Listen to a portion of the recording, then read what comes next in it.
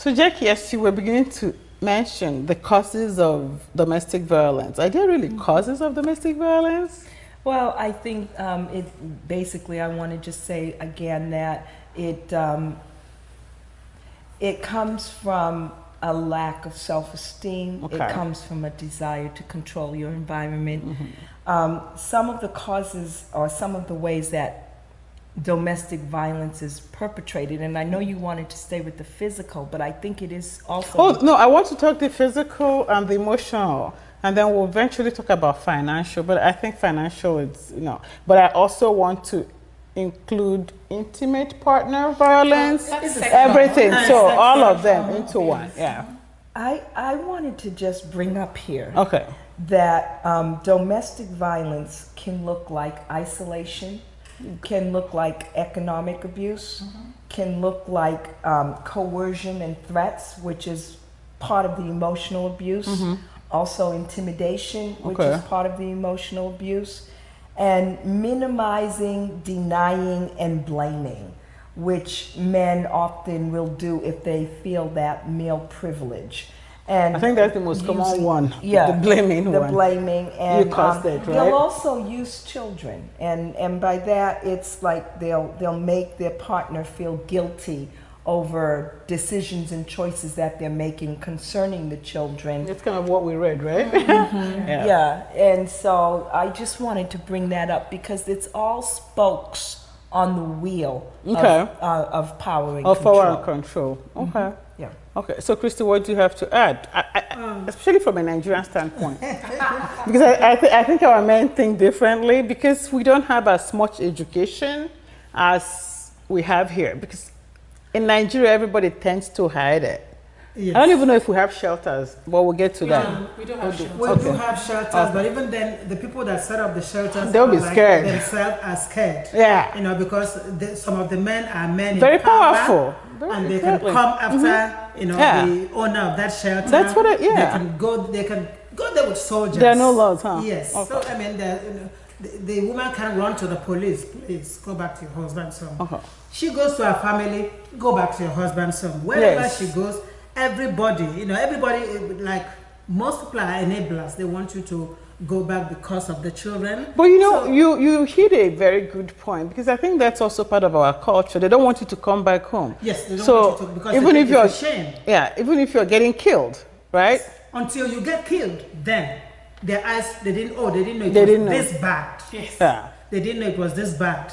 In the church, it's the same thing. Everybody hides. You go to the pastor calls the woman and tells her all the Bible passages that be submissive. Yes, and you have to be submissive to your husband, and makes it look like she is the one that's responsible, because then they say a woman is the one that builds, a wise woman builds her home. Yeah. So you still leave the church, you leave the pastor feeling kind of guilty. Yeah. Yes, that there's something that you did not do, or there's something that you did that resulted in this. Whatever the cause of domestic violence, there is no reason.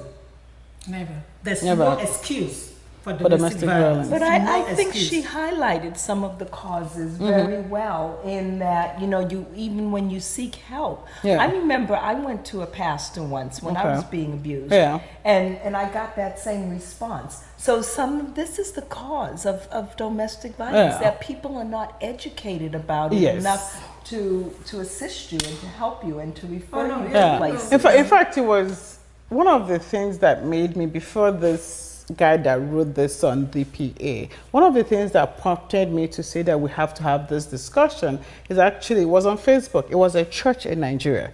And this young girl asked pastor's wife, it was like a women's ministry. Did you view it? I posted the video on my page. Oh, I should have looked at the comments. That's what I was looking for. I told them, I said, put this down. Because what happened is there's this young girl, she complained that, she was seeking advice. What will she do? She goes to work, her husband stays at home and drinks and smokes cigarette. And when she gets home, she gets beaten all the time. And the pastors, two pastors, women, the first one say, so what did you do? Tell me, sister. I'm not trying to bash you, but we created, we caused these things, you know, yes, and it looked like and then she said she was a yes. battered wife herself, but she's like, look at me, I was also battered, but my husband was a high man in the military. Can you imagine everybody answers that to him, and when he comes home, I will insult him. What do you think he would do? I am like, oh my gosh, this is a church. Enablers. And I think that's the root of this problem. Yes. You know, well, part of it. It's not just, for me, it's not just religion. When I listen to some of the comments you've all made, you know, I take it back to Nigeria, I take it back to our communities, I take it back to our socialization. How have we been socialized? How have we socialized our children, our youths? You know, what have we done? What have we taught them that make them believe that that's the right way to act in situations? Mm-hmm. What have we said to them that make them believe that that's the only way to solve a problem in a relationship? But do you think it's just, you know, how they were raised, or do you think that there's also social, but there's also but isn't there like the social influence, especially like in Nigeria, you know, where it begins from the home. Yeah, it really begins from the home. You know, when the pastor, the female pastor, was asking, so what have you done? You know, in my mind I'm going, oh well, here we go again. That's typical. What most Nigerian moms will ask their kid, will ask their daughters when they come back. You know what? He smacked me again today. He has, you know, he's not giving me money for food for the kids. What am I supposed to do? The first question is, what did you do? I don't think so. I don't think like you were just. No, understand that. Don't use your experience. Take yourself a bit out of it. Okay. We are not using our personal experiences. Don't use your personal experience, because the danger in using your own specific experience is that you will fail to understand their situations. Yes. Mm-hmm. Mm-hmm. Because your experience, I know, was great, but see, you're trying to use that to judge theirs. But when you deal with these women and listen to them, then you understand. I'll give you an example. I had a client once. I've been tutored. And, you know, once she came into my office and I saw her, first was she had no eye contact with me. Okay. Absolutely zero eye contact. Yeah. I understand that some of our women have been educated not to look somebody directly in the eye, culturally, but this was different. Mm-hmm. She was quiet. To have an eye contact. She was quiet. She absolutely had no eye contact, and when I spoke to her, she had her head down. Mm-hmm. Well, now that's a different topic. That's a different topic. No. This is why. No. I understand, but here, hold on. Let me say. This is why I say it's a different topic, because, like, especially in our Nigerian community here, nobody branches out. Everybody stays in this cocoon. So that's one of the problems we have.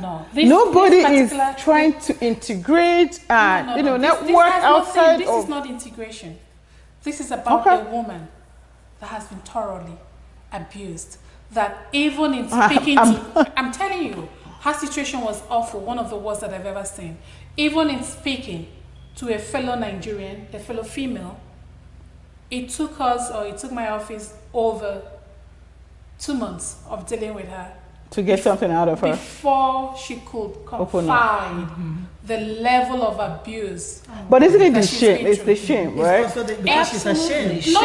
Not just in her situation. It's not just the shame. The shame. It simply wasn't just the shame.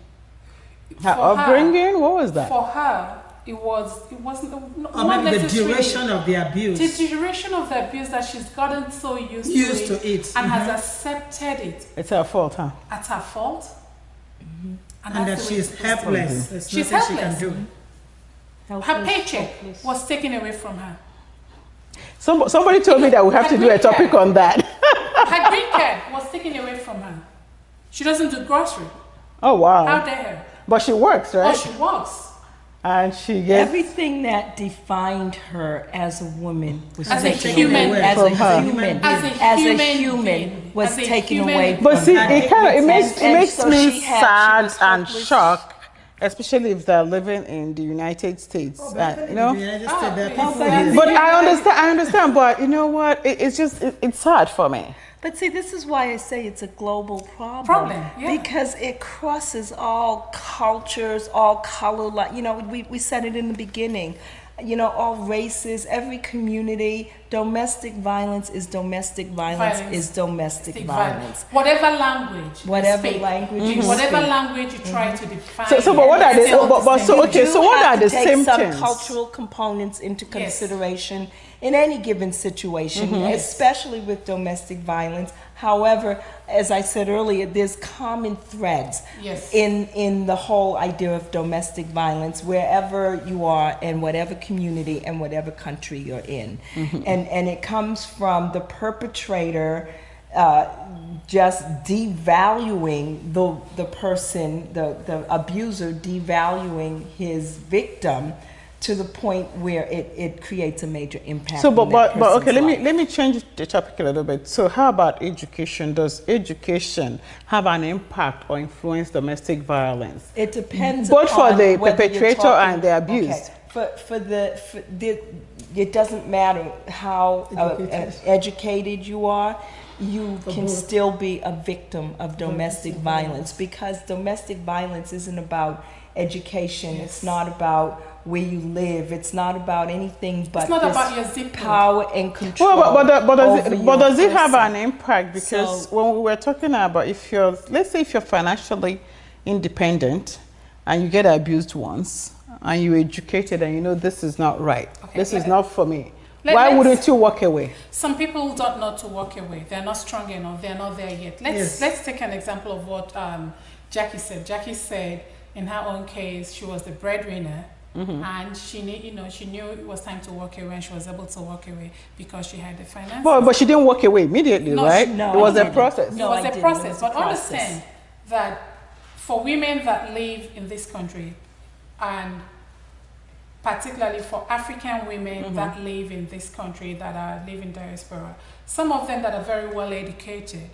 that understand the process, but also understand that, hey, if I walk away because I'm the breadwinner, I may turn around having to pay spousal support. I may turn around having to split my assets. So in other words, you're staying back. So that's what I'm trying to get to. People are staying back for certain reasons. I know you mentioned about your children, right? So is that why people are staying back? They stay back for a variety of reasons. They stay back if they have children.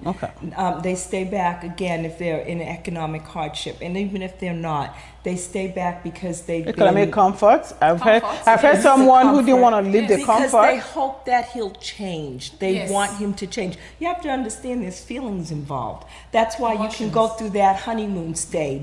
Because at last he's learned. At last things are going to be different. How long does this honeymoon stage last? Or it varies? It's a cycle. It varies. So the fact that he didn't hit you for 2 years doesn't mean that he won't come back? It doesn't mean. And in most cases, if he's hit you once, he will come back. Whether it's 2 weeks, 2 months, 2 years. 2 years. He'll come back. He'll use that tactic again, because remember, he's trying to control you. And so that gives him the power to do that. So what I'm going to do, if you're looking at this, there's so much information on domestic violence, but I kind of want to talk about, there are some myths, right? So maybe it's going to be a hard one, but I want to first of all go to what prompted us to start this discussion, where the guy was saying that it's the woman's fault, right? So let's see if I'll find that. Oh, man. As you look to that, though, I want to respond. Go ahead. I want to say that it depends upon what the man looks, what his mentality is in regards to provoking. So to one man, having dinner late, not having the kids dressed on time, certain things that might not provoke one man might provoke another to the point of domestic violence. But why would it provoke? To the mentality. You can't use that because you're flipping through your script. Yeah, she's gonna call that. Okay. Okay. Okay, that's okay. Okay, so go ahead, say that again. So you were saying. Okay.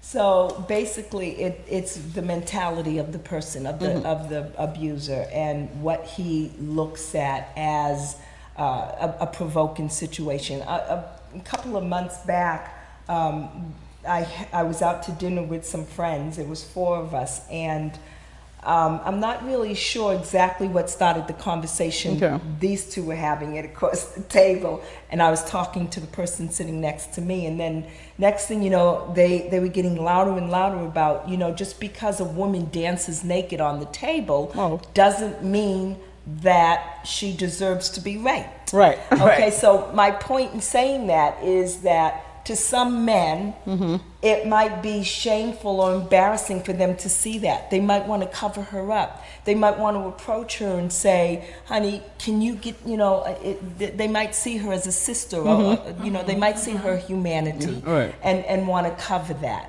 To other men, it's like, oh yeah, let me perpetrate some abuse against that. So it's the mentality of the individual. And probably the upbringing, like you were saying, correct? Yeah, the upbringing has a lot to do with it, the environmental, what have you grown up. There's always a cycle.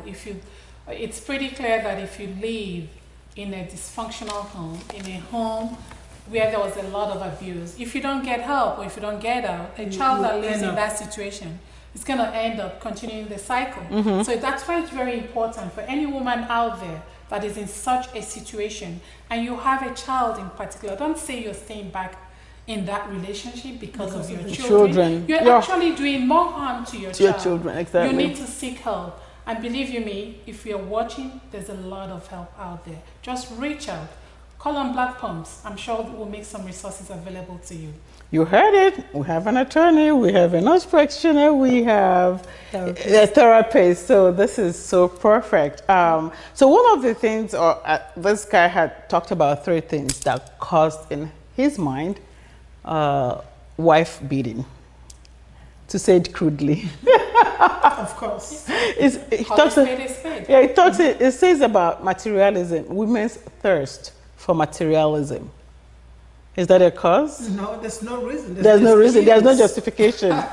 If you can't afford it, okay. So here's the one that I heard: infidelity. And I was talking to some Nigerian sisters who live in Nigeria, and I said, "Is there any justification for infidelity, for domestic violence?" They said no, but the only one that we don't condemn is when a woman cheats on her husband. So what happens when a man cheats on the wife? Precisely my question. I said, so what? Why? But the men cheat, and guess what the answer was? Of course, it's normal. It's normal. Exactly. Men are expected to cheat. Yeah. So what do you men think about that? These are women. If your wife cheats, then you can walk away. You don't have to beat her. You don't have to beat her, right? You don't have to beat her. You can walk away. Societal. So what are the myths that you guys have heard about domestic violence? There's so many myths out there. Oh, the woman talks too much, so she deserves what's coming to her. She should have known better. She should have known better. Yeah, same. I mean, there's a lot of misconceptions about the causes of domestic violence, and I think that with each one, it only tends to perpetuate the situation even more. Yes. And become an excuse for the abuser and a reason for the woman who stays. When we say societal and why do we go ahead basically going in the same cycle or perpetuating the same issue, let's also understand that societal, that in most Nigerian societies, men have been raised to believe that most men have been raised to see their wives, to see their women as nothing but a piece of property, a chattel. Yes. And so when you believe the bride price, huh? Yeah. Of course, the bride price. Yeah. When you believe that this particular property, this asset belongs to you, tendency is you treat that however you want. Well. And if he or she doesn't do what you're supposed to do, then that creates problem. You have to make her because you own her. So whenever you see a woman as a chattel, as something you own, piece of property. It's piece of property. If you walk all over them, right? It's a carpet. So that's a big problem. Yeah. So For parents that go out there demanding 1,001 bride prices, be careful. You're setting yes, I mean, I would ask that you behave like some societies where dowry is never fully paid. And then your daughter can always come back. I'll give you an example. In my society, quote unquote, if I die today, for me to be buried, quote unquote, in my husband's place, you gotta take me back to my people first. Yeah. You gotta get permission from my people. Right. Because in my community, a woman is not, quote unquote, again, civilization may have corrupted a bit here and there, it's not seen as an asset. So it's very important that we begin to see our daughters, our wives, right, as human beings, yes, and not assets. Well, it's like that in my culture. You pay the bride first, but there's like $1 you don't pay back. Yeah. So you never own her. You never own her. She's not your asset. No, she's not your asset. So, so this is pretty good. We're going to break, and when we come back, we'll probably talk about the laws and the resources, and what people can do when they sense that someone is being abused. Because there's a lot of people who are abused. They don't say it out, but you can tell. When you see a woman, especially if you live in Nigeria, when you see a woman or your friend with dark glasses, day in, day out, take off the glasses. Maybe there's a huge bruise, and then ask questions. Yes. So let's break and come back to that.